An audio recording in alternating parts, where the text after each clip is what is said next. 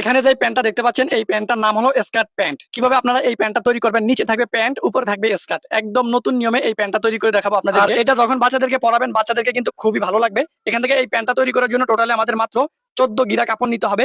দেখেন আমরা কাপড়টাকে সাইড পাটে ভাঁজ করে দিব।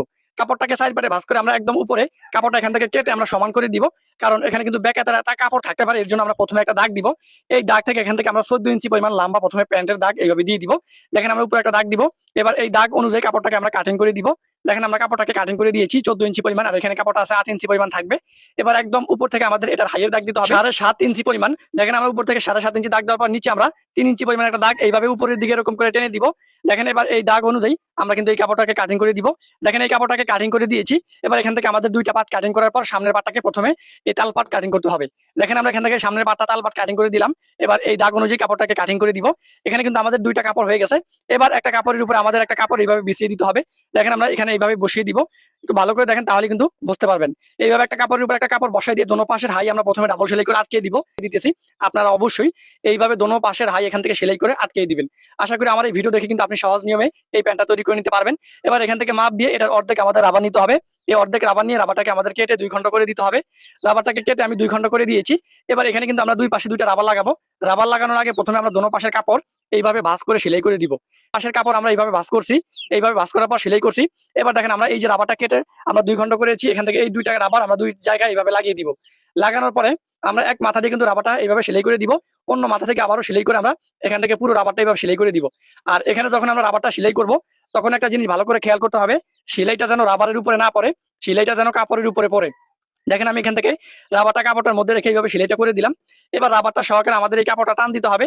টান দিয়ে সমান মাঝখানে সেলাই করতে হবে। খেয়াল করতে হবে সেলাইটা যেন রাবারের উপরে না পড়ে। এইভাবে সেলাই করে দেওয়ার পরে রাবারটা সহকারে আমরা কাপড়টা টান দিয়ে সমান মাঝখানে আটকাই দিব, মানে সেলাই করে দিব। দেখেন দোনো পাশে আমরা রাবার লাগাই নিয়েছি। এবার এটাকে উল্টো করে নিব। উল্টো করে নেওয়ার পর এখানে যে পট্টি আছে একটার উপর একটা এইভাবে বসাই দিয়ে এটা আমাদের এখান থেকে সেলাই করে দিই, মানে এটা হাই, ঠিক আছে, এটা কিন্তু প্যানের হাই, এখানে ডাবল সেলাই করে দিলাম। আপনারা অবশ্যই এখান থেকে ডাবল সেলাই করে দিবেন। দেখেন আমাদের প্যান্টের কিন্তু নিচে পার্ট তৈরি করা হয়ে গেছে। আর এখানে আমাদের কাপড় আছে টোটালে 11 ইঞ্চি পরিমাণ। এবার এখান থেকে আমাদের 20 ইঞ্চি পরিমাণ একটা কাপড় নিতে হবে। 20 ইঞ্চি পরিমাণ কাপড় নেওয়ার পর এই কাপড়টাকে 2 খন্ড করে সমান মাঝখান দিয়ে আমরা কেটে দিব। দেখেন আমরা সমান মাঝখান দিয়ে কেটে দিয়েছি। কেটে দেওয়ার পরে একটার উপরে একটা এইভাবে আমরা বসিয়ে দিয়ে আমরা কিন্তু একটা কাপড়ের উপর একটা কাপড় এইভাবে বসাই দিয়ে জোড়া দিয়ে দিব। এবার কাপড়ের যে কোনো এক সাইড আমরা চিকন করে ভাঁজ করে সেলাই করব।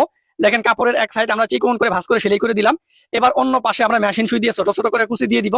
এই কুচিগুলো আমরা এমন ভাবে দিব যেন প্রত্যেকটা কুচির মাপ একই রকম থাকে। কুচি দেওয়ার পর এটাকে আমরা দুই ভাঁজে ভাঁজ করে নিব, এটার সাথে মাপ দিব, দেখবো যে এটা আমাদের অ্যাকুরেট আছে কিনা। তো এখানে দেখেন আমাদের অ্যাকুরেট আছে। এবার আমাদের প্যানের উপরে এই কুচির কাপড়টাকে এইভাবে বসাই দিতে হবে। দেখেন আমি কিভাবে বসাইলাম, আপনারা কিন্তু এইভাবে বসাবেন। এইভাবে বসানোর পরে এখান থেকে আমরা কুচির কাপড়টা উপরে রেখে এখান থেকে আমরা সেলাই করে দিব। আর এই সেলাইটা আমরা এমন ভাবে করব এখানে কিন্তু মানে যত বাড়তি কম না থাকে, যদি বাড়তি কম হয় তাহলে কিন্তু সেখান থেকে কাপড়টা কেটে সমান করে দিতে হবে। দেখেন আমরা যতটুকু কাপড় বাড়তি হয়েছে ততটুকু পরিমাণ এখান থেকে কাপড় কেটে বাদ দিয়ে দিলাম। এবার এখানে একটা এইভাবে বসাই দিতে হবে। বসাই দিয়ে এই সাইড এখান থেকে সেলাই করে দিব। দেখেন আমরা সেলাই করে দিয়েছি। এবার এখানে যে খোলা অংশটুকু আছে এই অংশটুকু এখান থেকে সেলাই করে দিতে হবে। দেখেন আমরা এই অংশটুকু সেলাই করে দিয়েছি। এবার এখান থেকে আমরা একটা কাপড় নিব। এই কাপড়টা দিয়ে কিন্তু রাবারের উপরে যে ভাঁজ আছে এই ভাঁজটা এখান থেকে দিব। এর জন্য আমরা কুচির উপরে এখানে এই আলাদাভাবে যে পাটটা নিলাম এই পাটটা বসাবো।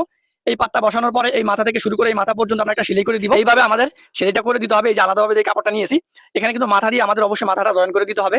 দেখেন আমি মাথাটা কিন্তু এখান থেকে জয়েন করে দিলাম। আপনারা অবশ্যই এখান থেকে এইভাবে জয়েন করে দিবেন। তো মাথাটা জয়েন করে দিয়েছি। দেখেন এবার আমাদের আলাদাভাবে যে পট্টির কাপড় নিয়েছি এই পট্টির কাপড়টার উপরে একটি চাপ সেলাই দিতে হবে। দেখেন আমরা এই পট্টির কাপড়টার উপরে একটি চাপ সেলাই দিলাম। আপনারা অবশ্যই এখানে চাপ সেলাইটা দিয়ে দিবেন। আর আমাদের প্যান্টটা দেখেন প্রায় কিন্তু কমপ্লিট। এবার এখান থেকে আমাদের মাপ অনুযায়ী রাবারটা নিয়ে নিব। আমি 2 থেকে 3 বছর মেয়েদের জন্য এই প্যান্টটা তৈরি করতেছি। আপনারা কত বছর মেয়েদের জন্য এই প্যান্টটা তৈরি করবেন আমাকে শুধুমাত্র একটা কমেন্ট করবেন, সাথে সাথে রিপ্লাই দিয়ে বুঝিয়ে দিব কতটুকু কাপড় নেবেন। আমি এই প্যান্টটা তৈরি করার জন্য মাত্র 14 গিরা কাপড় নিয়েছি। রাবার লাগানোর আগে প্রথমে কাপড়টাকে আমরা এইভাবে ভাঁজ করে সেলাই করে দিব। দেখেন আমরা কাপড়টা ভাঁজ করে সেলাই করে দিয়েছি। এবার এই কাপড়টা আমাদের এটার উপরে ভাঁজ দিব আর ভিতরে আমরা এই সাদা রাবারটাকে রাখবো। তো দেখেন আমাদের কারেন্ট চলে গেছে, এই জন্য এই মেশিনে চলে আসলাম। আর যখন আমরা এটা সেলাই করব তখন সেলাইটা যেন রাবারের উপরে না পড়ে, এটা আমাদের ভালো করে খেয়াল করতে হবে। তাহলে কিন্তু এক জায়গায় কাপড় গোছায় থাকবে, মানে যদি সেলাইটা রাবারের উপরে পড়ে তাহলে কিন্তু কাপড়গুলো এক জায়গায় গোছায় থাকবে।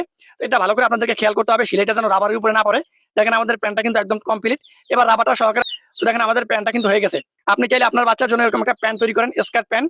একদম সহজ নিয়ম আমি দেখিয়েছি কিভাবে আপনারা এই প্যান্টটা তৈরি করবেন। তো অবশ্যই আপনি ভিডিওটা যদি ফেসবুক